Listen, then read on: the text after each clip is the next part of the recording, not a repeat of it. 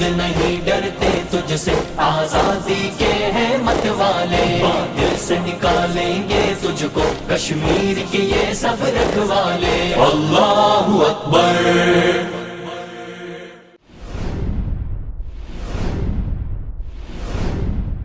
یہ منظر اقوام عالم نے اس سے پہلے نہیں دیکھا تھا۔ ایک مہلک وائرس کا دنیا میں ظہور ہوتا ہے اور دیکھتے ہی دیکھتے ساری دنیا اس کی لپیٹ میں آ جاتی ہے۔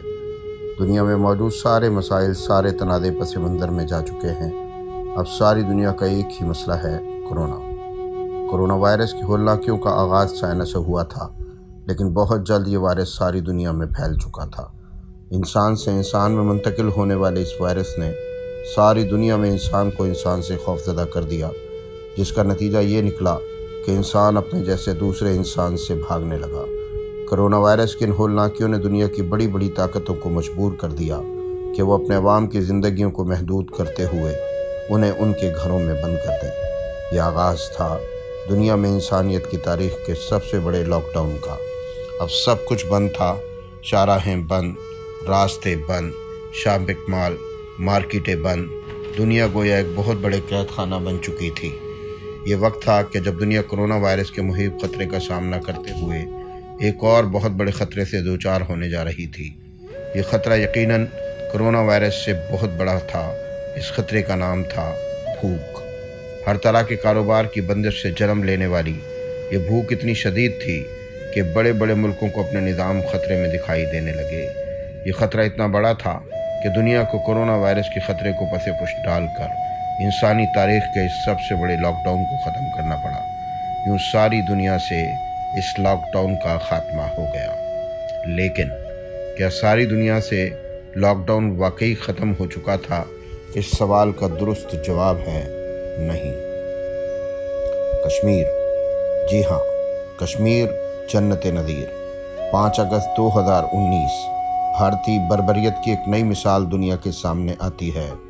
370 بھارتی آئین کی وہ شق جس کے ذریعے کشمیر کو بھارت کے ساتھ غاصبانہ طور پر جوڑنے کا راستہ نکالا گیا تھا، بھارتی ہٹلر مودی کے ہاتھوں ختم کر دی جاتی ہے۔ کشمیریوں کے جذبہ حریت سے خوفزدہ بھارت اس موقع پر پوری وادی کشمیر کو کرفیو کے شکنجے میں جکڑ لیتا ہے۔ کشمیر کی 80 لاکھ آبادی پر 9 لاکھ بھارتی گنڈے مسلط کر دیے جاتے ہیں۔ یہ ظلم و بربریت کی ایک نئی داستان رقم ہوتی ہے۔ کشمیر کی ہر گلی، ہر کوچے، ہر پہاڑ، ہر مرغزار پر بھارتی درندے کشمیری عوام کا راستہ مسدود کیے بیٹھے تھے۔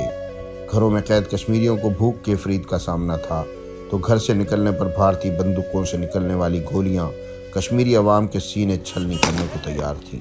کشمیری عوام کے جذبہ حریت کو کچلنے کے لیے بھارت اپنے مظالم کا سلسلہ دراز کیے چلا جا رہا تھا۔ کشمیری حریت قیادت سمیت بھارتی کٹھ پتلی سیاستدان بھی پابندی سلاسل کیے جا چکے تھے۔ بھارتی سورموں نے جہاں سینکڑوں کشمیری نوجوانوں کو آزادی مانگنے کے جرم میں قتل کیا، وہیں ہزاروں کشمیری بوڑھے، بچے، جوان، مرد اور عورتوں کو بھارتی ظالم فوج نے جیل کی سلاخوں کے پیچھے دھکیل دیا۔ بھارتی ظالمانہ قبضے کے خلاف احتجاج کرتے ہوئے زخمی ہونے والے کشمیری نوجوانوں کو بھی ہاسپٹل منتقل کرنے کے بجائے جیلوں میں ڈالا جا رہا تھا۔ کشمیری عوام پر بہیمانہ بھارتی مظالم کا یہ سلسلہ اقوام عالم سے بھی چھپا ہوا نہیں تھا۔ پاکستان جو دنیا میں مظلوم کشمیریوں کا واحد وکیل اور پشتیبان ہے، دنیا کا ہر دروازہ کھٹکھٹا کر اقوام عالم کے سوئے ضمیر جگانے کی کوشش کر رہا تھا۔ دنیا بھارتی مظالم کو دیکھ کر حیران تھی کہ آج کی مہذب دنیا میں خود کو دنیا کی سب سے بڑی جمہوریت کہنے والا بھارت کس طرح تمام انسانی حدود پار کرتے ہوئے کشمیری عوام کو ظلم کی چکی میں پیسنے پر لگا ہوا تھا۔ ساری دنیا سے ظلم کے خلاف آوازیں بلند ہو رہی تھیں، لیکن عصر حاضر کا ہٹلر مودی اور اس کے حواری دنیا بھر سے اٹھنے والی ان آوازوں پر کان دھرنے کے لیے تیار نہ تھے۔ وہ سمجھتے تھے ظلم کی انتہا کر کے کشمیریوں کے جذبہ حریت کو شکست دی جا سکتی ہے، لیکن یہ ان کی خام خیالی تھی۔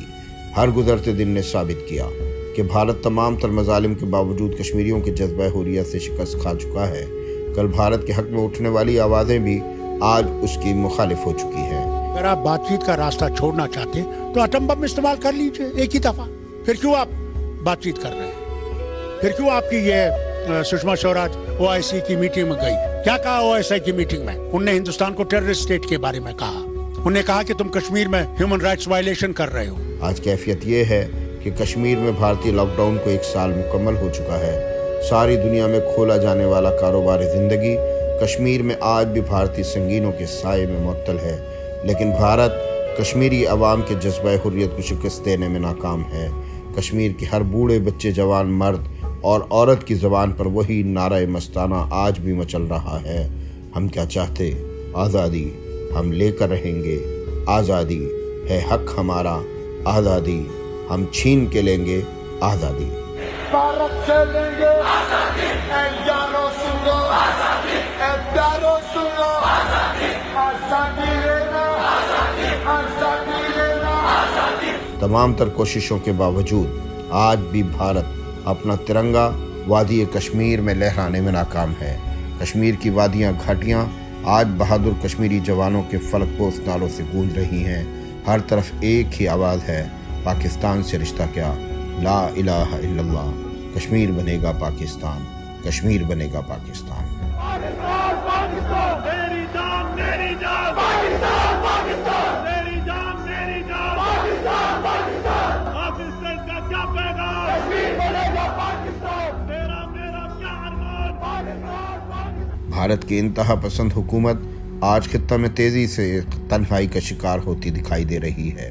पाकिस्तान और चीन के बाद नेपाल, श्रीलंका और बांग्लादेश भी भारतीय चीरहदस्तियों का शिकार होकर उससे दूर होने पर मजबूर है। तेज़ी से शिकस्त और रेख्त का शिकार होते भारत के मुतालिक आज सारी दुनिया कह रही है कि अखंड भारत के ख्वाब देखते मोदी का भारत टुकड़े टुकड़े होने जा रहा है। हाँ, यही वक्त है कश्मीरियों की आज़ादी का। आइए तेज़ी से आज़ादी की जानिब कदम बढ़ाते कश्मीरी अवाम के साथ खड़े हो जाइए। 5 अगस्त भारतीय मजालिम की चक्की में पिसते कश्मीरी अवाम से यकजहती का दिन। आइए अपना फ़र्ज़ अदा करें। पाकिस्तान का हर शहर, हर गांव, हर बच्चा, हर बूढ़ा, हर जवान एक ही आवाज़ बुलंद करता दिखाई दे, कश्मीरियों से रिश्ता क्या, ला इलाहा इल्लल्लाह। कश्मीर बनेगा पाकिस्तान, कश्मीर बनेगा पाकिस्तान।